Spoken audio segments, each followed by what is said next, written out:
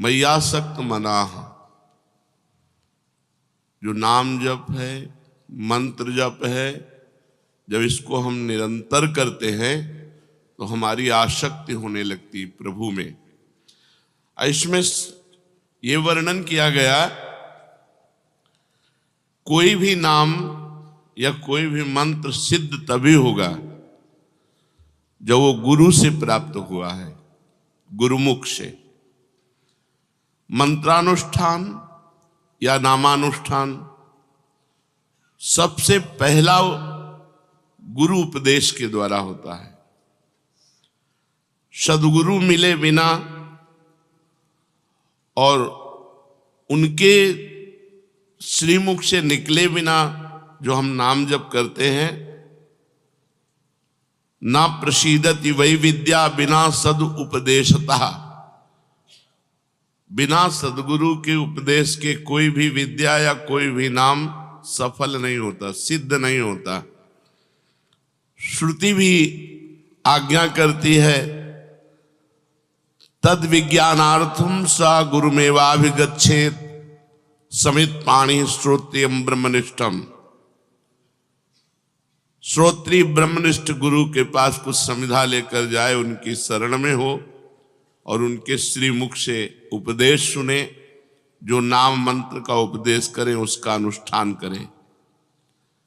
किंतु गुरु कैसा होना चाहिए, इस विषय में प्रायः चर्चा नहीं होती। प्रायः गुरु महिमा की बात कह के शिष्य के ही लक्षण वर्णन किए जाते हैं, शिष्य ऐसा होना चाहिए। पर नहीं, यहां वर्णन करते हैं कि गुरु कैसा होना चाहिए।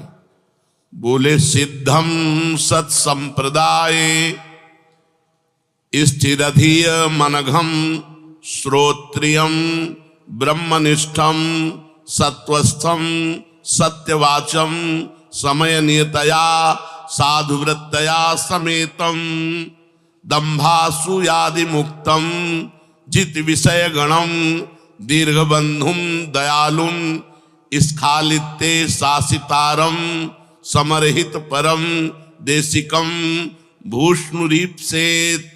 कैसा गुरु होना चाहिए? बोले ऐसे गुरु की खोज करके ऐसे गुरु के मुख से नाम और मंत्र सुनना चाहिए। कैसे गुरुदेव हो?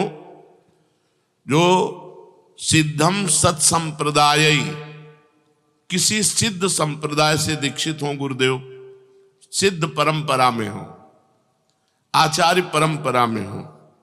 पहले ये जाने कि हमारे गुरुदेव किस आचार्य परंपरा में, आचार्य परंपरा में है या नहीं। अगर नहीं तो हमारा शास्त्र आदेश नहीं करता, आदेश करता है आचार्य परंपरा से।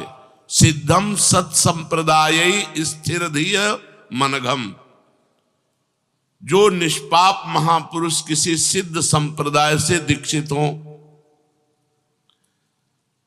और जिनकी बुद्धि संप्रदाय की उपासना में स्थिर हो, केवल दीक्षित से ही नहीं, और वो साधन करते हुए निष्पाप हो चुके हों और श्रोत्री ब्रह्मनिष्ठ हों, जो शास्त्रों का ज्ञान रखते हो, शब्द ब्रह्म का और परमात्म तत्व का जिनको बोध हो, हर समय सत्य में स्थित हो, सत्य वक्ता हो और समयानुकूल साधु वृत्ति से संपन्न हो, दंभ और असूयादि दोषों से रहित हो, जितेंद्रिय हो, परम सुहृद हो, परम दयालु हो और शिष्य का पतन होते देखकर उस पर टूट पड़े, उस पर शासन करके कठोर शासन के द्वारा उसको फिर सत्मार्ग में तत्पर करे, ऐसे सदगुरु का पहले वर्णन करे।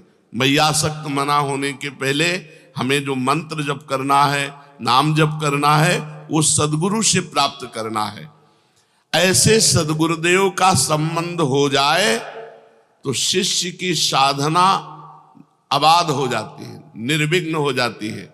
गुरु कृपा से वो साधन पथ पर जो नाम मंत्र मिला, केवल गुरु जी के श्रीमुख से जो मिला है, वही हमारी साधना होनी चाहिए। गुरु कृपा के बिना तो हरि अनुग्रह भी व्यर्थ हो जाता है। गुरु कृपा के बिना हरि कृपा भी व्यर्थ हो जाती है। जैसे कमल को विकसित करने वाला सूर्य अगर जल से अलग कर दिया जाए तो वही सूर्य उस कमल को सुखा करके व्यर्थ कर देगा। जल का संयोग, गुरु का संयोग, हरि कृपा, सूर्य प्रकाश। जैसे सूर्य प्रकाश होने पर कमल खिल जाता है, कौन? जो जल के संयोग में है। ऐसे ही हरि कृपा जो गुरु के संयोग में है वो प्रतिपल उसको खिला देती, सिद्ध बना देती। अगर वही अभिमान करके गुरु से अलग हो जाए तो जैसे वही सूर्य कमल को खिलाता है लेकिन जल संबंध ना होने पर कमल को सुखा देता है, ऐसे हरि कृपा उसको सुखा डालेगी। विघ्न पर विघ्न उसके जीवन में आ जाएंगे। नारायणोपि विकृतिम याति गुरोः प्रच्युतस्य दुर्बुद्धेः कमलम जलादपेतम शोषयति रविर्न पोषयति। वो दुर्बुद्धि है जो अपने गुरु का अवहेलना करके, अवज्ञा करके मनमानी साधन करता है, उसको ऐसे नारायण जला डालेंगे जैसे सूर्य जल से संबंध रहित कमल को जला डालते हैं। वही कमल को खिलाता है लेकिन जल संबंध होना चाहिए। अगर जल संबंध नहीं तो वही सूर्य ताप कमल को शुष्क कर देता है। ऐसे ही गुरु संबंध यदि आपने अवहेलना कर दी तो चाहे जितना साधन करो, हरि का ताप तुम्हें जला डालेगा, तुम्हारे कोई भी साधन सिद्ध नहीं होंगे। इसलिए सबसे पहला गुरु चरणों का आश्रय और गुरु मुख से निकला हुआ नाम मंत्र का अनुष्ठान किया जाए और आचरणों की शुद्धि। ये 12 बातें हैं। यदि ये 12 बातें हैं तो आपका नाम मंत्र बहुत जल्दी सिद्ध हो जाएगा। पहला बात, गुरु के द्वारा मिला हुआ नाम मंत्र होना चाहिए। फिर ये 12 आचरण होने चाहिए। ये 12 आचरण अगर हैं तो साधक साधन संपन्न माना जाता है। पहला अहिंसा, दूसरा सत्य, तीसरा आस्तेय, चौथा ब्रह्मचर्य, पांचवा सार्वभौम प्रेम, छठवां समस्त भूतों के हित में रत रहना, सातवां समत्व भाव, आठवां घृणा का भाव, नवां निष्कपटता, 10वां दया, 11वां क्षमा और 12वां निरहंकारता। ये 12 लक्षण हैं। अब पहले लक्षण पर अहिंसा। साधक सदैव सावधान रहे, मन से, वाणी से या शरीर से किसी को भी कष्ट न पहुंचाए। ना मन से किसी को कष्ट पहुंचाने की बात सोचनी है, ना वाणी ऐसी बोलनी है कि किसी को कष्ट पहुंचे, ना शरीर से कोई क्रिया ऐसी करनी है। हिंसा 3 प्रकार की होती है, कृत, कारित, अनुमोदित। कृत जो स्वयं हिंसा की जाए, वाणी से या मन से या शरीर से। कारित जो दूसरों से करवाई जाए। अनुमोदित जो हिंसा का अनुमोदन। तीनों प्रकार के दोष साधक में नहीं होने चाहिए। ना तो कृत हिंसा होनी चाहिए, ना कारित हिंसा होनी चाहिए कि हम दूसरे से करवा दिया, और ना अनुमोदन, कोई किसी को कष्ट दे रहा है तो अनुमोदन भी नहीं करना। इस प्रकार हमें अहिंसा पे स्थित रहना है, हिंसा का त्याग करना है। दूसरा सत्य। अंतःकरण में, इंद्रियों में जैसा अनुभव किया वैसा प्रिय शब्दों में स्पष्ट बोल देना, उसे सत्य कहते हैं। प्रमाद के वश या लोभ के वश या क्रोध के वश या हास्य भाव में या भय आदि भाव में अंदर की बात का परिवर्तन करके नहीं बोलना। जो अंदर बात आ रही वही बोल दिया, उसे सत्य कहते हैं। अगर साधक में ये लक्षण है तो उसका भजन बहुत जल्दी परिपक्व होगा। तीसरा अस्तेय। जो अपने अधिकार में नहीं है में किसी प्रकार का हम अपना अधिकार ना करें। अपने हिस्से की वस्तु खाएं, दूसरे के हिस्से की वस्तु की तरफ हमारी दृष्टि ना जाए। दूसरे के अधिकार की वस्तु ना, अस्तेय माने चोरी ना करना, दूसरे के अधिकार की अपने अधिकार में ना लाना, दूसरे के हिस्से को अपने हिस्से में ना लेना। बहुत सावधान रहे, अपने हिस्से की वस्तु का सेवन करे, अधिक नहीं। चोरी किसी की ना करे, जिस पर हमारा अधिकार नहीं उसको हम छुए भी नहीं। चौथा ब्रह्मचर्य। अगर भगवत प्राप्ति करनी है तो ये बहुत जोर का लक्षण है। अगर ब्रह्मचर्य नहीं धारण करोगे तो मन संकल्प विकल्प भोगों का बंद नहीं करेगा, मन संकल्प विकल्प नहीं बंद करेगा तो भजन होगा ही नहीं। वो भजन एक दिखावा होता है, सच्चा भजन होता है ब्रह्मचर्य में। गृहस्थ में भी रहते हुए जो कभी संतानोत्पत्ति के लिए अपनी पत्नी से सहवास करे वो ब्रह्मचारी ही माना जाता है। लेकिन जो पराई स्त्री की तरफ काम दृष्टि से देखना है ये बहुत हानिकारक है। 8 प्रकार के मैथुनों का त्यागी, पीछे वर्णन हुए 8 प्रकार के मैथुनों का। मन, वाणी और शरीर से अपने को ब्रह्मचर्य रखना। शरीर का ब्रह्मचर्य, मन का ब्रह्मचर्य, वाणी का ब्रह्मचर्य, सब इंद्रियों का ब्रह्मचर्य। भगवत प्राप्ति ऐसे थोड़ी होती है। उपासक को बहुत सावधान रहना चाहिए। इतनी गंदगी मची हुई है समाज में, जो सत्संग नहीं सुनते, शास्त्र स्वाध्याय नहीं करते, पशुवत आचरणों में उतरे हुए। अपने यहाँ तो जब प्रश्न के बातें आती हैं तब समझ में आता है कि ऐसे भी लोग हैं। साधकों को चाहिए कि किंचन मात्र भी अपने में त्रुटि न रखे। ब्रह्मचर्य बहुत अत्यंत आवश्यक है। ब्रह्मचर्य के बिना साधना अधूरी मानी जाती है। 8 प्रकार के मैथुनों का त्याग, मन, वाणी, शरीर से पवित्र रखना। सार्वभौम प्रेम, जगत के संपूर्ण जीवों में मेरे भगवान विराजमान है, ऐसी भावना। ये बिना किए सिद्ध नहीं होगे। जो 5वां नंबर है वो सार्वभौम प्रेम।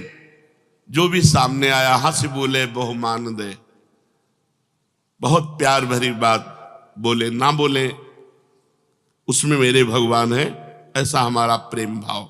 सार्वभौम प्रेम, सब जीवों के प्रति, चराचर जीवों के प्रति। सब जीवन सुप्रीति, सेवकवाणी भी कह रहे, सब जीवन सुप्रीति, रीति निभात आपनी। निष्काम भाव, किसी से कोई चाह नहीं पर सबसे प्रेम का वर्ताव। सबको भगवान की मूर्ति समझकर झुक जाना, सबके सामने दैन्य रहना, सब में भगवान को देखना, यही सार्वभौम प्रेम है। समस्त भूतों के हित में रहना, 6वां। संसार के समस्त प्राणियों में स्वामी भाव रखना। मैं सेवक सचराचर, स्वामी रूप भगवंत। सो अनन्य गति जाके, असमति न टरे हनुमंत। मैं सेवक सचराचर, रूप स्वामी भगवंत। चराचर जगत मेरा स्वामी का स्वरूप है, केवल मैं सेवक हूं। सेवक केवल हम, चराचर जगत मेरे स्वामी का रूप। ये समस्त भूतों के हित में रत रहना है। संसार के समस्त प्राणियों में सेवा भाव करने की भावना। पशु पक्षी जड़ चैतन्य सब हमारे स्वामी और हम सबके सेवक। सेवा भाव कहा गया है। हम सेवा तो नहीं कर पाएंगे सब चराचर जगत की, लेकिन चराचर जगत को स्वामी रूप से देखकर सेवा भावना हमारे हृदय में है। सब जगत हमारा स्वामी का रूप और मैं समस्त जगत का सेवक। ये वो बातें हैं जिनसे मैयासक्त मना होगे, जिससे भगवत प्राप्ति हो जाएगी। अगर ये बातें नहीं है तो साधक खोखला है। खोखले में क्या है, ऊपर से दिखावा भगवत भक्त का और अंदर से सब ढोंग चलता रहता है। 7वां समत्व भाव, समस्त जीवों में समान अधिकार परमात्मा का। सुख दुखों को दूसरों के अपने सुख दुख समझना। दूसरा कोई दुखी है उसे देखकर द्रवित हृदय हो जाना। सब में एक ही तत्व विराजमान, जो यहां वो यहां। तो जैसे हमारे हाथ में पीड़ा हो तो हमें दर्द होता है, ऐसे किसी की पीड़ा देखकर हमें दुख होना। सब में समत्व भाव रखना। 8वां, किसी के प्रति भी घृणा न होना। ईश्वर ही स्वयं सृष्टि के रूप में है। सभी जीव वही बना हुआ है, अतएव किसी भी जीव से घृणा नहीं होनी चाहिए। ऐसा दृढ़ निश्चय होना चाहिए। कोई घृणित रूप में कोई घृणा की, अगर हमारे अंदर घृणा आ रही तो हम साधक नहीं, उसमें भी मेरा प्रभु है। घृणा की किंचिन मात्र भावना ना होना। और नवा, निष्कपटता। साधक के व्यवहार में कपट नहीं होना चाहिए। व्यवहार, कथन, क्रिया तीनों एक होनी चाहिए। जो मन में वही वचन में, वही क्रिया में, तो ये निष्कपट व्यवहार कहा जाता है। मन में कुछ और, वाणी में कुछ और, क्रिया में कुछ और, ये कपटी पुरुष के लक्षण हैं। 10वां, दया। जगत के किसी भी जीव के दुख को देख करके तत्पर हो जाना उसकी दुख निवृत्ति के लिए, दया। पर सावधानी, दया बिना साधु कसाई, और दया करी तो आफत आई। दया में ही भरत जी के 3 जन्म लगे थे। दया ऐसे करो जैसे डूबने वाले को बचाने के लिए सहारा दे दिया, स्वयं को नहीं पकड़ाया। अगर स्वयं को पकड़ाओगे तो पहले वो तुम्हें डुबोएगा, मरेगा तो वो भी, पहले तुम्हें मारेगा बाद में वो मरेगा। ऐसे ही विषयी पुरुषों पर, भ्रष्ट पुरुषों पर, विमुख जनों पर, भगवत चरणारविंद से जो बिलग हैं, इन पे दया करो, इन्हें नाम रूप पकड़ाओ और आप बचो। नाम रूप पकड़ाओ, भव समुद्र से निकालने के लिए भगवान के नाम रूप गुण लीला को पकड़ाओ और आप बचे रहो, आप बिल्कुल असंग रहो। दया बिना साधु कसाई, और दया करी तो आफत आई। दया के बिना तो साधुता ही नहीं, पर दया संभाल के करे जिससे अपने आप को परमार्थ से भ्रष्ट ना कर दे। 11वां, क्षमा। कोई कितना भी सताए पर उसके साथ हमारा व्यवहार प्रेम में होना चाहिए। ये साधु की साधुता है, ये साधक की साधना है। यदि कोई भी हमारे साथ गलत व्यवहार करता है, गाली देता है, अपमान करता है, निंदा करता है, तो जब हम उससे मिले तो हमारे चेहरे में सौम्यता होनी चाहिए, और ऐसे ही मिले जैसे प्रेमी जनों से मिलते। ये याद भी न रहना चाहिए कि कल इसने हमको गाली दिया था, कल इसने हमारा अपमान, नहीं, सब में प्रभु है। प्रभु प्रेरित चेष्टा हो रही थी, वो तो हमारी परीक्षा हो रही थी, हमें पुष्ट करने के लिए भगवान इसको निमित्त बनाया, इसका कोई दोष नहीं। वो क्षमा, वो हृदय से ऐसे क्षमा कर देता है कि कल किए हुए अपराध की स्मृति भी दूसरे दिन नहीं रहती। वो प्रेम व्यवहार। सेवकवाणी में महाप्रभु के लिए कहा गया, करत जे अनसहन निंदक तिनहु पे अनुग्रह क्रियो। जो अनसहन कर रहे थे, जो निंदा कर रहे थे, उन पर भी कृपा की, प्रेम किया। 12वां, निरहंकारता। ये सब साधन करते हुए भी अपने में किसी प्रकार की विशिष्ट भावना का आरोप न जगने देना कि और साधक तो सहज से, हम थोड़ा कुछ विशिष्ट हैं। नहीं, ये सब साधन के अंग होने पर भी अपने हृदय में अहंकार न आना, ऐसा अभिमान न होना कि मैं तो बहुत अच्छा साधक हूं, ये सारे लक्षण मेरे में हैं। नहीं, ये भगवान के द्वारा, हम भगवान के द्वारा, गुरु भगवान के द्वारा प्रदत्त हैं। मैयासक्त मना होने के लिए पहली बात, सिद्ध संप्रदाय से दीक्षित, स्थित और सिद्ध हुए सदगुरुदेव भगवान का वर्ण करना, जो हमारे आचरणों पर शासन करके हमें उपदेश के द्वारा सत्मार्ग प्रशस्त कराए। ऐसे सदगुरुदेव का वर्ण, उनके मुख से नाम मंत्र सुनकर निरंतर जपना, और ये 12 सावधानी रखना, अहिंसा, सत्य, अस्तेय, ब्रह्मचर्य, सार्वभौम प्रेम, समस्त भूतों के हित में रहना, समत्व भाव, घृणा का भाव, निष्कपटता, दया, क्षमा, निरहंकारता। यदि हम इस भाव से चले तो हम मैयासक्त मना हो जाएं, हमारा मन सिर्फ भगवान के भजन में डूबने लगे। फिर भगवान ने कहा, मदाश्रया, केवल मेरा आश्रय हो। जब हम भगवत मार्ग में चलते हैं तो कोई न कोई हमारे इस आश्रय के बीच में घुस जाता है, चाहे कोई व्यक्ति हो या धन हो या कोई संबंधी हो, कुछ न कुछ आशा ममता किसी और से होने लगती है। ये जीवन में नहीं होने देना चाहिए। साधक को जीवन भर इस बात से बचाए रखना चाहिए, हमें भगवान मिले ना मिले, लेकिन हम भगवान के सिवा किसी को अपना नहीं बना सकते, अपना नहीं बना सकते, अपना नहीं मान सकते।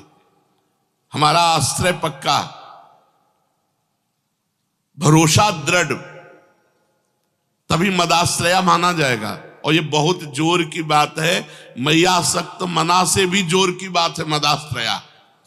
अगर आश्रय पुष्ट है और मन चंचल है तो भी भगवत प्राप्ति हो जाएगी, पीछे आप सुन चुके।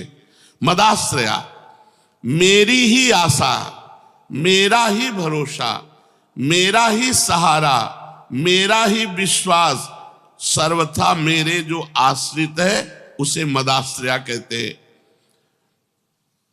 संसार के धन संपत्ति, वैभव, विद्या, बुद्धि, योग्यता, कुटुंब आदि का जो आश्रय है ये नाशवान है, ये मिटने वाला है, ये स्थिर नहीं है, सदा रहने वाला नहीं है, सदा के लिए पूर्ति तृप्ति करने वाला नहीं है। परंतु भगवान का आश्रय कभी किंचिन मात्र भी कम होने वाला नहीं, क्योंकि भगवान का आश्रय पहले था, भगवान का आश्रय अब भी है और भगवान का आश्रय आगे भी रहेगा। आश्रय केवल भगवान का लेना चाहिए। किसी विद्या का, धन का, साधना का, कोई बल का, किसी व्यक्ति का बिल्कुल आश्रय साधक के हृदय में नहीं होना चाहिए। योगम युंजन, इसका मतलब होता है अखंड संबंध।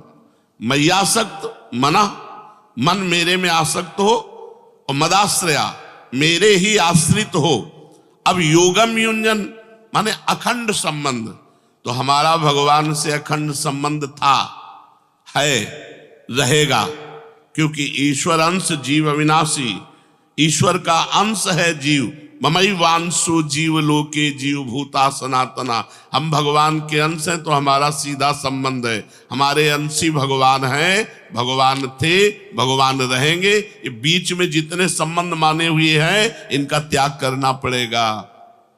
इनमें केवल भगवान की सत्ता देखनी पड़ेगी। सबकी ममता ताग बटोरी, मम पद मन ही बांध बर डोरी। जब तक साधक ये नहीं करता तब तक नाटक चलता रहता है। शुद्ध भक्ति, शुद्ध ज्ञान का मार्ग असंग है, अंदर से असंग है। एकमात्र भगवान का आश्रय और एकमात्र भगवान से संबंध, संबंध भी केवल एकमात्र भगवान से। संत भगवान, गुरु भगवान, जगत भगवान, जितने संबंधी भगवान, भगवान के सिवा कोई नहीं। जो है उनको हटा दो, वहां भगवान को स्थापित करो। पिता भगवान, माता भगवान, भाई भगवान, पुत्र भगवान, पत्नी भगवान, सब रूपों में भगवान है। हमारा एकमात्र संबंध केवल भगवान से। तो योगम युंजन, योगम युंजन, युंजन का मतलब होता है अखंड और योग का मतलब होता है संबंध। यहां जो योग का शब्द का है वो संबंध, अखंड संबंध भगवान से। अखंड संबंध जो भी व्यवहार में आवे केवल भगवान। नाते नेह राम के मनियत सुहृद सुसेव्य जहां लो, गोस्वामी जी ने मीरा जी को पत्र में लिखा था। केवल संबंध, नाते नेह राम के मनियत सुहृद सुसेव्य जहां लो। जितने भी सुसेव्य हैं, बड़े बूढ़े जन हैं, जितने भी सुहृद जन हैं, हमारा एक संबंध रहेगा। ये सब श्री जी के हैं तो हम इनको अपना मानेंगे। श्री जी के नहीं, हमारा भाव नहीं बैठता तो असंगो हम। ये प्रभु हैं हमारे साक्षात, इसी भाव से हम संबंध रखेंगे। नाते नेह राम के मनियत, भगवान के नाते से सारा संबंध। तब योगम युंजन, भगवान कह रहे मेरे समग्र रूप का साक्षात्कार कौन कर पाएगा? तो बोले मैया आसक्त मना, जो मेरे में आसक्त मन वाला है, और मदाश्रया जो केवल मेरे आश्रित है, और योगम युंजन जो केवल मेरे से संबंध रखता है। भगवान के साथ जो स्वतः सिद्ध अखंड संबंध है, उस संबंध को मानता हुआ सिद्धि असिद्धि में सम रहता हुआ साधक जब ध्यान, कीर्तन, भगवान की लीलाओं का गायन, श्रवण, स्वरूप का चिंतन, इसमें लगा रहता है, उसे कहते हैं योगम युंजन। सिद्धि असिद्धि में सम। हमारा कर्तव्य है केवल भगवान की लीला गायन, नाम जप, नाम कीर्तन, भगवत सेवा, ये हम 8 पैर कर रहे हैं। सिद्धि असिद्धि में सम, लाभ हानि में सम, परिणाम में सम। और हमारा प्रभु से संबंध था, है, रहेगा। उसी को गुरु जी ने संबंध जागृत करा दिया, उसी को जागृत कराया है। जो है संबंध, उसी का अनुभव कराया कि तुम श्री जी के, हमारे यहां संबंधों के लिए भाव है, दास्य भाव है, सख्य भाव है, गोपी भाव है, वात्सल्य भाव है, सहचरी भाव। भाव के द्वारा संबंध जो था, जो है, जो रहेगा, उसे जागृत कर दिया गया। असंशयम समग्रम माम, जिसका मन भगवान में आसक्त हो गया है, भैया आसक्त मना, और जो भगवान के ही आश्रित सहारे है, मदाश्रय, और जिसने केवल भगवान से ही संबंध स्वीकार किया है और किसी से हमारा संबंध ही नहीं है, ऐसा पुरुष भगवान के समग्र रूप को जान लेता है। अर्थात सगुण, निर्गुण, साकार, निराकार, जो भी जैसे भगवान है, संपूर्ण। भगवान अपने भक्ति की बात कहते कहते अघाते नहीं। ज्ञान मार्ग से चलने वाला तो भगवान को जान सकता है, परंतु भक्ति मार्ग से जो जान चला तो भगवान के समग्र रूप को जान जाता है। निर्गुण, सगुण, निराकार, साकार, तत्वबोध, भगवत साक्षात्कार, सब कुछ। अपने इष्ट का जिस रूप में दर्शन करना चाहता है, उस रूप में उसको दर्शन हो जाते हैं। इसमें खास बात समझनी है जो बड़ी कठिन है, केवल भगवान में आसक्ति। यहां शरीर में आसक्ति है, भोगों में आसक्ति है, रिश्ते नातों में आसक्ति है, धन में आसक्ति है, क्या क्या, ये सब नाम जप से दूर हो जाएगा। आप चिंता ना करो, गुरुमुख से मिले हुए नाम जप पर ध्यान दीजिए और नाम जप का प्रभाव देखिएगा कि आपको सब जगह से अरुचि करवा देगा। अंदर ही अंदर, बाहर कोई जान न पावे कि आपको अरुचि है, कि ये इस कोटि के भक्त हैं, ऐसा कोई जान न पावे। ऐसी चेष्टा करो। व्यवहार एक साधारण और स्थिति असाधारण। आसक्ति केवल मेरे में ही हो, आश्रय केवल मेरा ही हो, संबंध केवल मेरे से ही हो, तो समग्र रूप से मेरे को जान लेगा। ऐसा कहने में भगवान का तात्पर्य है कि अगर साधक की आसक्ति भोगों में है, आश्रय रुपयों का है और संबंध कुटुंब से है, मेरा भगत नहीं, ढोंग हो रहा है। इस श्लोक में 3 बातें बहुत जोर की है: आसक्ति, आश्रय और संबंध। मय्यासक्त मना, मदाश्रय, योगम युंजन। तो असंशयम समग्रम माम, संशय न करो, वो मेरे समग्र रूप को जान जाएगा। बस 3 बातें करनी। मय्यासक्त मना होने के लिए आज चर्चा हुई कि पहले गुरुदेव भगवान के शरण में होकर उनकी आज्ञा के अनुसार उनसे मिला हुआ नाम मंत्र उपासना, साइड में हमारे जो आचरण होने चाहिए वो कैसे होने चाहिए वो 12 बताए। इससे हम मय्यासक्त मना हो जाएंगे। बार बार नाम जप करने से, बार बार मंत्र जप करने से जो मन विक्षेप को प्राप्त होता है, वो विक्षेप रहित होकर के प्रभु के नाम रूप में लग जाता है। आश्रय ढूंढो, कहीं और कोई आश्रय तो नहीं है। भगवान 3 बातें जोर से कह रहे हैं: मेरे में आसक्ति, मेरा ही आश्रय और मेरे से ही संबंध। 3 बातें देख लो। अगर 3 बातें हैं तो तुम सच्चे सन्यासी, सच्चे वैरागी, सच्चे भक्त, चाहे गृहस्थ हो चाहे विरक्त हो। आसक्ति भगवान में। यहां तो छोटी छोटी वस्तुओं में आसक्ति हम कर लेते हैं। आसक्ति का मतलब होता है जिसके बिना रहा ना जाए, जिसके बिना जिया ना जाए। ये केवल भगवान से होना चाहिए। किसी भी वस्तु में हो सकती है आसक्ति, किसी व्यक्ति में, किसी से भी हो सकती है, कहीं आसक्ति नहीं होनी चाहिए। इसलिए जीवन में कभी हमने नियम से 10 दिन कोई वस्तु सेवन नहीं की। अगर कुछ भी सेवन किया तो उसे छोड़ दिया बीच में। हम आश्रय नहीं लेंगे, कि अब हम चाय के बिना जी नहीं सकते, अब हम दूध के बिना जी नहीं सकते, अब हम इसके बिना नहीं जी सकते, ऐसी कोई वस्तु नहीं रखना। आश्रय नहीं बनना चाहिए कि जीवन में अब इसके बिना हम नहीं जी सकते। वो केवल भगवान होने चाहिए। भगवान के सुमिरन के बिना हम जी नहीं सकते, वो ऐसा अभ्यास होना चाहिए। और आश्रय किसी का भी नहीं, अंदर से देख लो तभी भक्त माने जाओगे। तीन बातें हों, हमारी आसक्ति भगवान में हो, हमारे आश्रय भगवान हो, और हमारा संबंध ही केवल भगवान हो। केवल भगवान, चाहे गृहस्थ हो चाहे विरक्त हो। अगर ये तीन बातें हैं तो निश्चिंत हो जाओ, तुम सिद्ध हो जाओगे, भगवान को प्राप्त हो जाओगे। अगर आसक्ति भोगों में, आश्रय रुपये का, संबंध कुटुंब से, तो चाहे कर्म योग कर लो, चाहे ज्ञान योग कर लो, चाहे ध्यान योग कर लो, चाहे जिस योग का अभ्यास कर लो, भगवत प्राप्ति नहीं होगी।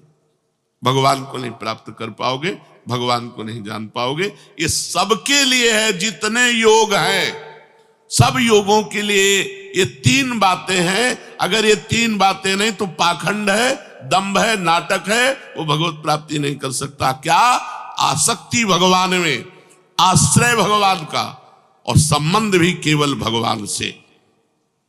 वो मेरे समग्र रूप को जाएगा, क्योंकि मेरे में ही प्रेम होगा और मेरा ही आश्रय है और मेरे से ही संबंध है।